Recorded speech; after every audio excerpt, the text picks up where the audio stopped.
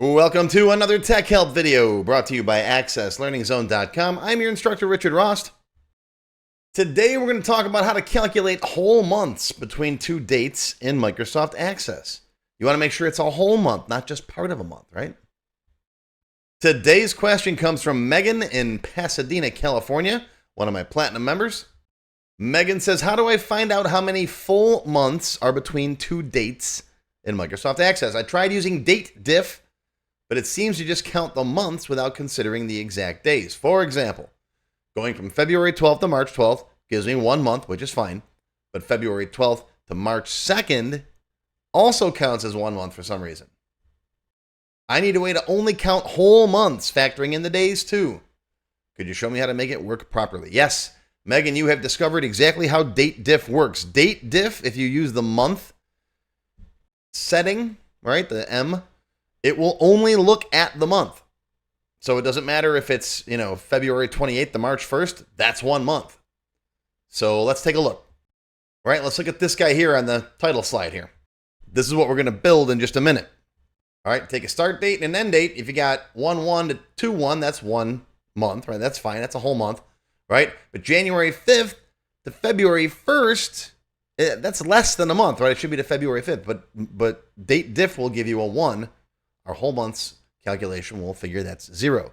All right, same thing with January to March, January 15th to March 1st, even January 31st to February 1st shows up as a whole month. All right, so the key here, what we have to do is we have to use DateDiff. We're still going to use DateDiff, but then we're going to look at the day value, okay? And if the day value of this guy is less than the day value of that guy, then we got to subtract 1 from the final calculation. And how do we do that? Well, I'm going to show you 2 different ways, and that's why I've got expert and developer up here. First, I'm going to show you how to do it just in a query, or you could do it in a form field if you want, or a report. And then, for the smarty pants kids in class, I'm going to show you how to make a function to do it, which I think is actually easier. But let's take a look at the non-VBA way first, since I know a lot of you are scared of VBA. All right, before we get into it, though, there's a couple prerequisites I want you to watch. If you don't know how to use DateDiff, go watch this guy first.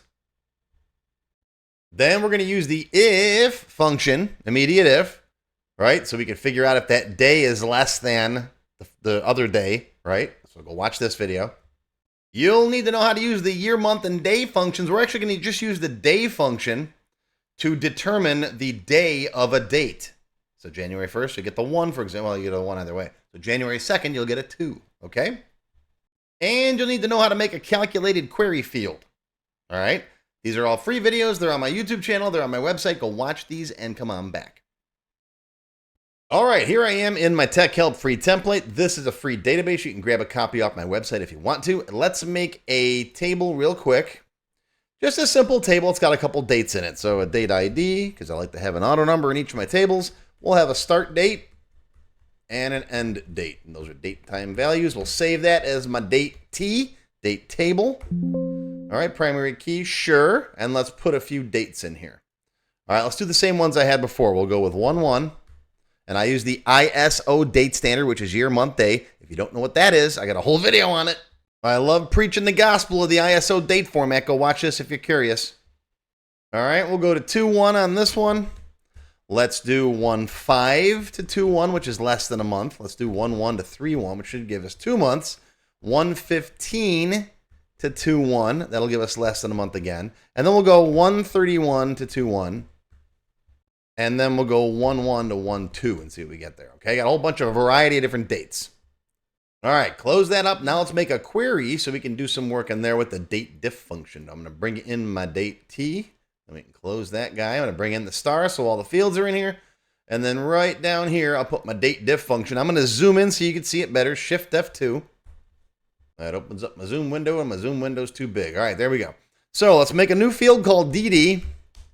And we're going to say it'll be DateDiff months with the M, right? And then start date, comma, end date. All right, start date, end date. All right, I'll hit OK. Let's save this query real quick as my date Q. And let's give her a run. And there you can see all the mostly wrong answers, right? Well, it's right as far as what DateDiff cares about. DateDiff with the month just cares about the month. So is this less than this as far as months go? Yeah, that's one whole month. How about this one? Nope. January is a 0, which that's right. Okay, but what about this one? January 31st to February 1st is not a whole month. So now we have to look at and say, okay, is this value here, the end day, right? The day of the end, the day of the month, is that less than this value? If so, we got to subtract 1 from that. Okay, because the DateDiff function with months is going to give us total number of months, even if these are different years. If these are 2 years apart, you'll still get a 24. But then we got to still look at the day and subtract it if it's not past that date. All right, back into design view.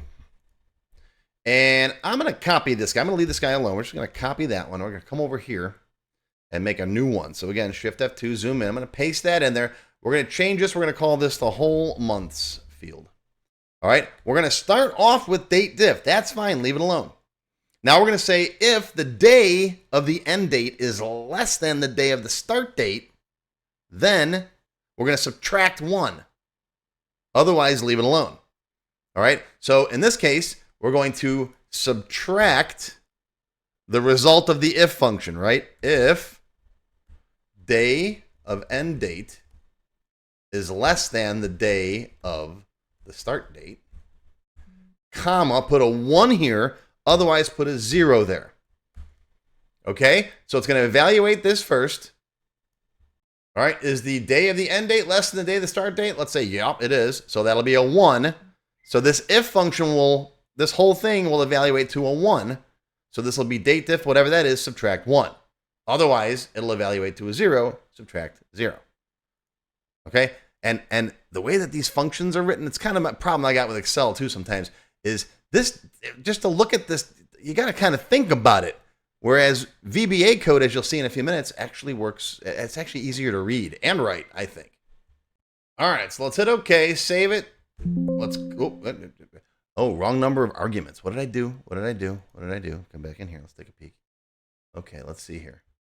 Oh, that's interesting. I just made a goof, and I didn't catch it. Did any of you catch it? It's saying that I entered a formula with the wrong number of arguments. Do you see what it is? I like leaving mistakes like this in the video because if I make this mistake, I'm sure you will eventually. And I have gotten this exact question before. So take a look at it and see if you can figure it out. Anybody see it? Pause the video if you need to. All right, the problem was I used date here instead of day like I did over here. So date is a function that returns the current date, right, based on the system calendar. And it doesn't take any parameters. That's why it said invalid number of arguments, right? It's expecting nothing in here. So that was my bad. This should be day of start date. Typical mistake. I've done this before, by the way, right? But I want to leave that in there so you see what it is. Okay. Let's save it, give it a run, and there we go. Those are correct numbers now. You got whole months, right? This day is less than that day, so it's subtracted 1 from this value there. And everything is working fine. Now, like I said a second ago, this isn't exactly, I don't want to have to do this everywhere that I want this calculation. It'd be nice if I just had a simple function that I could say, hey, give me whole months. Well, guess what? We can do that if we know a little VBA. And I will teach you how to do that in tomorrow's video. So tune in tomorrow, same bat time, same bat channel. Or if you're a member, you can watch it right now because that's one of the benefits of membership. You don't have to wait. You can just watch them as soon as they're posted. But that's going to do it for today, folks. I hope you learned something. Live long and prosper, my friends. I'll see you tomorrow for part 2. A special thank you and shout out to our diamond sponsors. Juan Soto with Access Experts Software Solutions, manufacturing experts specializing in Access and SQL Server. Sammy Shama with Shama Consultancy, a certified Microsoft Access expert who offers personalized one-on-one tutoring.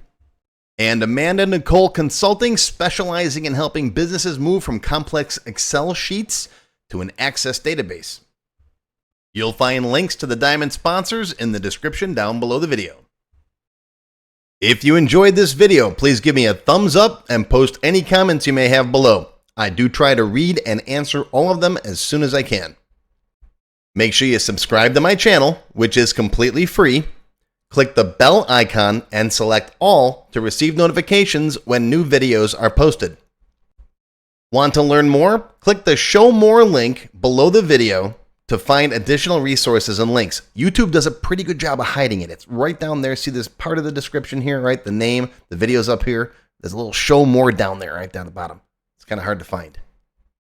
But once you click on that, you'll see a list of other videos, additional information related to the current topic, free lessons, and lots more.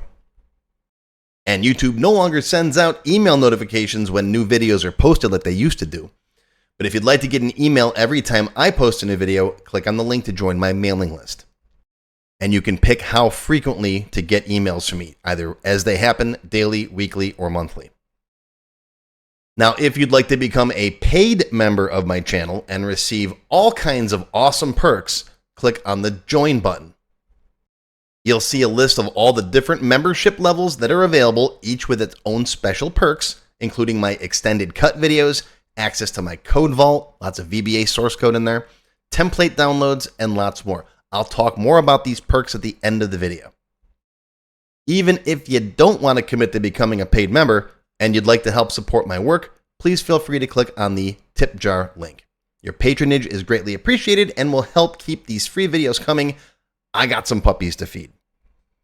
But don't worry, no matter what, these free tech help videos are going to keep coming.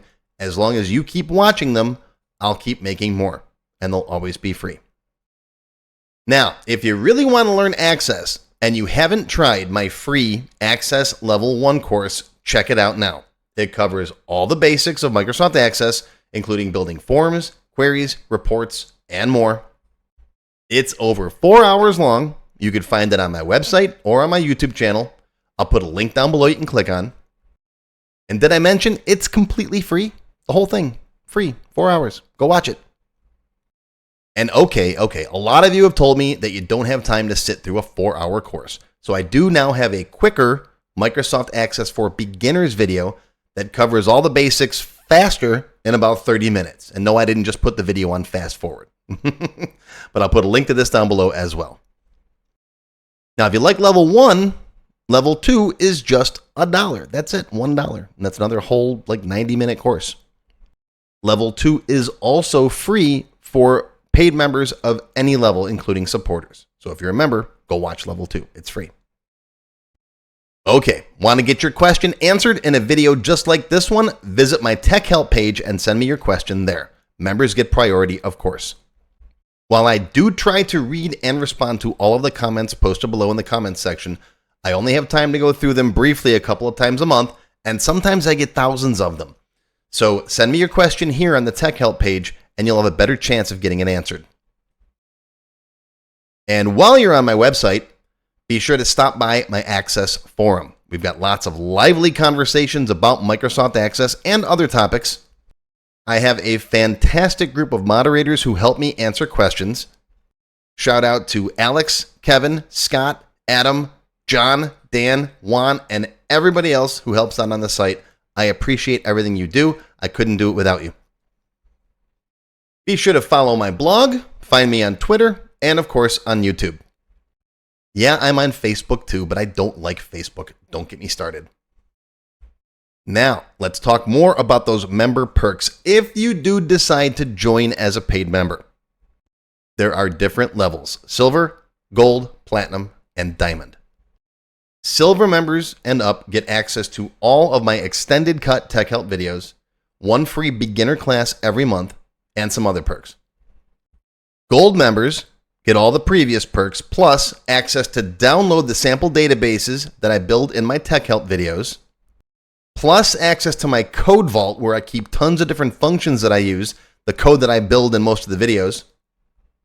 You'll also get higher priority if you do submit any tech help questions. Now, answers are never guaranteed, but you do go higher in the list for me to read them. And if I like your question, you got a good chance of it being answered. You'll also get one free expert level class each month after you've finished the beginner series. Platinum members get all the previous perks plus even higher priority for tech help questions. You get access to all of my full beginner level courses for every subject, and I cover lots of different subjects like Word, Excel, VBA, ASP, lots of different stuff, not just Access. These are the full-length courses found on my website. You get all the beginner ones. In addition, once you finish the expert classes, you get one free developer class per month. So lots of training. And finally, you can also become a Diamond sponsor. You'll have your name or your company name listed on a sponsors page that will be shown on each video as long as you're a sponsor. You'll get a shout out in the video and a link to your website or product in the text below the video and on my website. So that's it. Once again, my name is Richard Rost. Thank you for watching this video brought to you by AccessLearningZone.com. I hope you enjoyed. I hope you learned something today. Live long and prosper, my friends. I'll see you again soon.